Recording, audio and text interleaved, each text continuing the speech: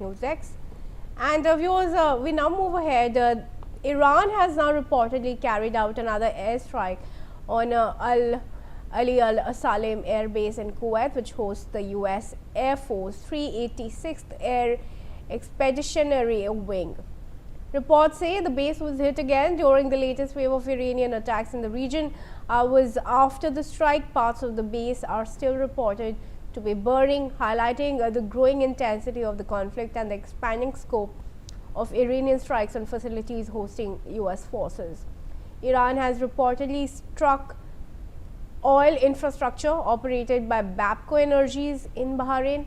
Bahraini authorities say a missile hit a unit of the refinery, triggering a fire that was later brought under control.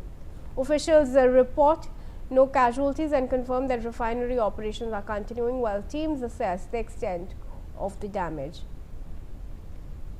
All right, let's go to General Sehgal, who is there with us in the conversation. General, how prepared was U.S. really for these strikes from Iran on the Middle East, targeting the U.S. bases, targeting the oil refineries of the countries in the Gulf? As I had said earlier, America and Israel had overrated and their capacity. They had underestimated Iran. They had underestimated Iran's staying power, and they also underestimated the capability of the Iranian people to actually come behind the current regime.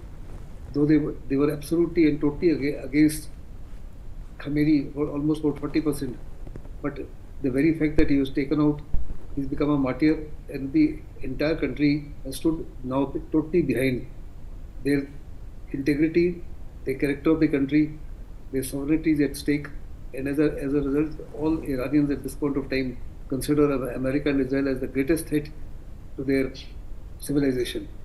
Last 2,500 years, had America and Israel studied the Iranian history, no countries have ever been able to subdue them. No country has been able to invade them and subdue them and divide them.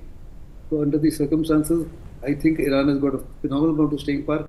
America and Israel did not visualize that retaliation would be so effective that they'd be able to destroy or do huge amount of damage to all 27 or 28 American bases in the Middle East, that they will not be able to carry out such vicious attacks against Tel Aviv and Jerusalem and rest of Iran.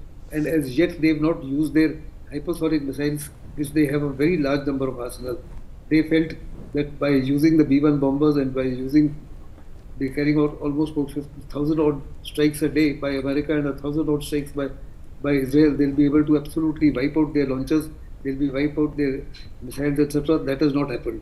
And I think even now, Donald Trump himself accepts that the war can go on for 4 to 5 weeks. I think America is in for a trap, and the trap of their own making. I think they were they were absolutely and totally there, as far as Donald Trump is concerned, in love with Israel. And because they felt that Israel is going to go ahead with or without American support, they actually were forced to come in. And having come in, it's a great advantage China and Russia if America gets bogged down for a long time.